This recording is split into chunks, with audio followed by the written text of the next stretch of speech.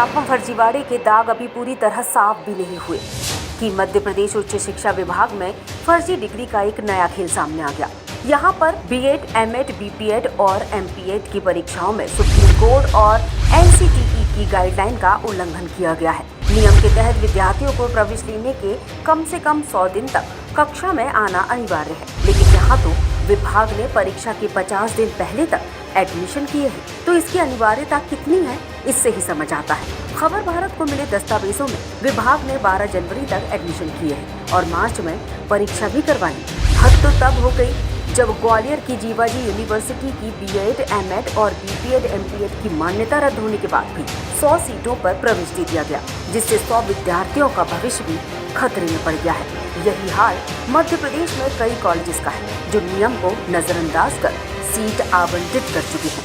मैं आपको बताना चाहूँगा कि जीवाजी यूनिवर्सिटी और एपीएस यूनिवर्सिटी जो है कि रीवा की है, जिसमें 100 बच्चों का भविष्य बर्बाद किया गया है। एनसीटी ने मान्यता ही नहीं दी उन कॉलेजों को, उसके बावजूद ही बच्चों के भविष्य के साथ खिलवाड़ किया गया, उनके एग्ज़ाम ले लिए गए हैं।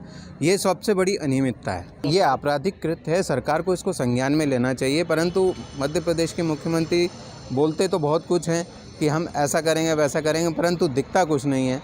अब ये तो जांच का विषय है। शिकायतकर्ता विजय विश्वकर्मा का ये भी आरोप है कि इस पूरे मामले में उच्च शिक्षा विभाग में पदस्थ ओएसडी धीरेन्द्र शुक्ला की मुख्य भूमिका है, क्योंकि प्रवेश और संबद्धता का काम धीरेन्द्र शुक्ला के पास है। जाहिर है उनके संरक्षण में ही ये फर्जी डिग्री का कारोबार फल फूल रहा है।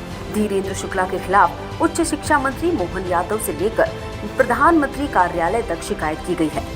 शिकायत के बाद ईओडब्ल्यू में पदस्थ सहायक महानिरीक्षक पल्लवी त्रिवेदी ने 30 सितंबर 2021 को विभाग के प्रमुख सचिव को लिखा था एक पत्र, जिसमें जांच करने को कहा गया था, लेकिन पीएसबी जांच को दबाकर बैठे हैं।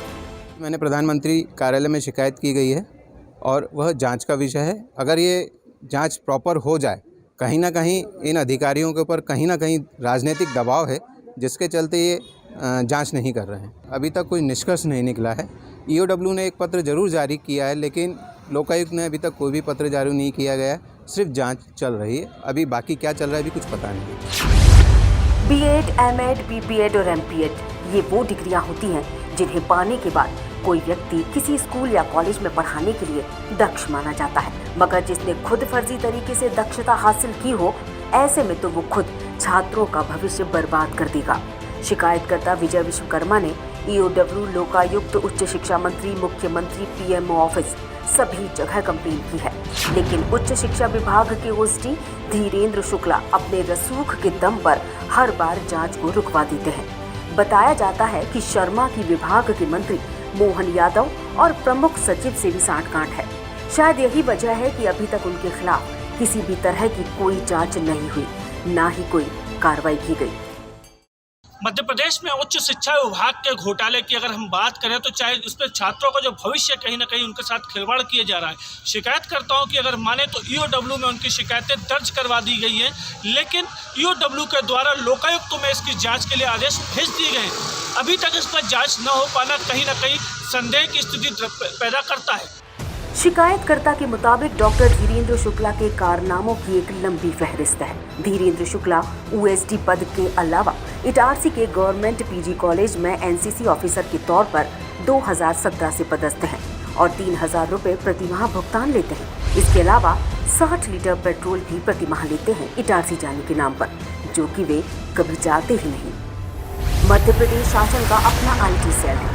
इसके अलावा प्रत्येक विश्वविद्यालय शासन के चिन्हित महाविद्यालय के भी अपने IT सेल हैं। इसके बावजूद मध्य प्रदेश में MP ऑनलाइन के जरिए सारे कार्य होते हैं। MP ऑनलाइन के जरिए छात्रों का ऑनलाइन पंजीयन 250 रुपये और 20 रुपये पोर्टल शुल्क के साथ चॉइस फिलिंग के लिए 50 रुपये और उसके साथ भी 20 रुपये पोर्टल शुल्क लिया जाता है।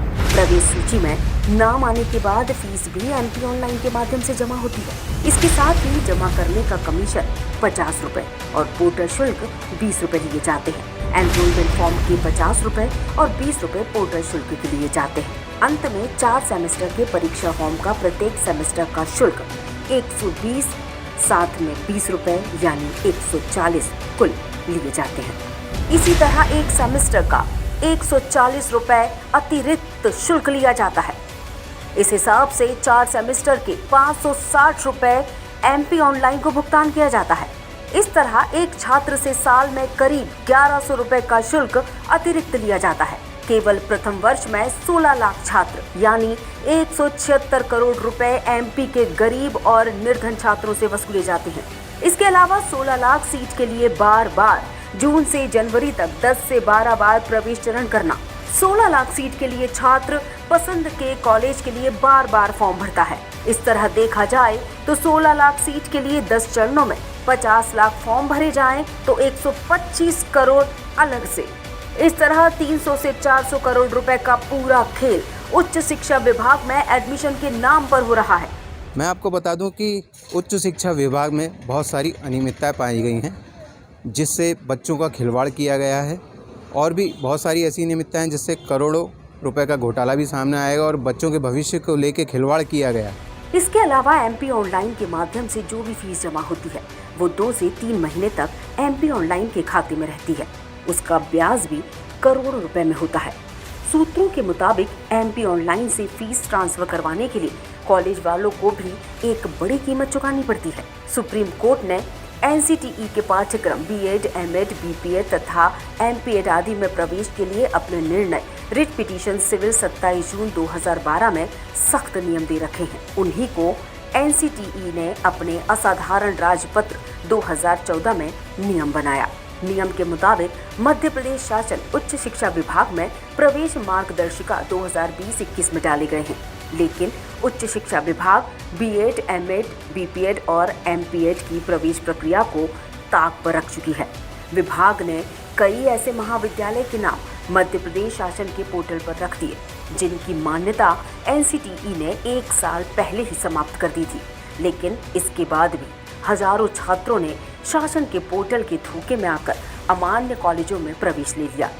अब या तो छात्रों की परीक्षाएं ही नहीं होंगी और यदि विभाग ने अपने प्रभाव से परीक्षा करवा भी ली तो उनकी डिग्री सिर्फ कागज का एक टुकड़ा मानी जाएगी, क्योंकि बिना NCTE की मान्यता के B.Ed, B.Ped, M.Ped की डिग्री मान्य नहीं है। विभाग का ये कार्य सुप्रीम कोर्ट की अवमानना तथा क्रिमिनल ऑफेंस है। इस मामले में शिकायतकर्ता ने NCTE के पत्र WRC का भी उल्लेख किया है और जांच के लिए विभाग को पत्र भेजा है।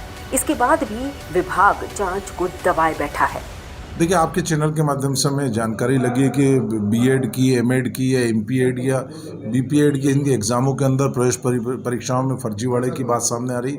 इसको लेकर शिकायत भी हो चुकी है और UW भी इसके मामले में शिकायत पे जांच कर रहा है। आपके माध्यम से हमें जानकारी मिली, निश्चित तौर पर पूरा मामला हम भी दिखाएंगे कि मध्य प्रदेश तो ऐसे भी फर्जीवाड़े घोटाले के लिए जाना जाता है। व्यापम जैसे कांड हुए, किस प्रकार छात्रों के हितों के साथ खिलवाड़ हुआ, इस मामले की भी हम जानकारी जुटाएंगे और आवश्यक शिकायत भी करेंगे और इसको लेके हम छात्रों के साथ संघर्ष भी करेंगे। छात्रों के हितों के साथ खिलवाड़ नहीं होने दिया जाएगा और जो भी इसके दोषी हैं उन पर कार्रवाई की मांग भी करेंगे। इतना ही नहीं, डॉक्टर धीरेन्द्र शुक्ला ने NCTE की गाइडलाइन का उल्लंघन करते हुए निजी कॉलेज को लाभ पहुंचाने के लिए सीटें भी आवंटित की हैं। 25 कार्य दिवस में भी परीक्षाएं लेने के लिए कुलपतियों को मजबूर किया गया है। NCTE के नियम के मुताबिक 30 सितंबर तक एडमिशन कराए जाते हैं, लेकिन शुक्ला के आदेश पर 10 जनवरी तक भी एडमिशन किए गए हैं। इस बारे में जब खबर भारत ने उच्च शिक्षा मंत्री मोहन यादव से पूछा तो वे सवाल सुनकर भड़क गए और खुद अपने हाथों से कैमरा बंद करवाने लगे। मुझे बयान चाहिए जिस पे स्पेशल है मेरा। अरे नहीं भैया, मैं तो बोलते ही नहीं ना, मेरा बात उच्च शिक्षा विभाग का ये आपका एक मामला है ना सर, बंद करो ना। आप ही तो उच्च शिक्षा विभाग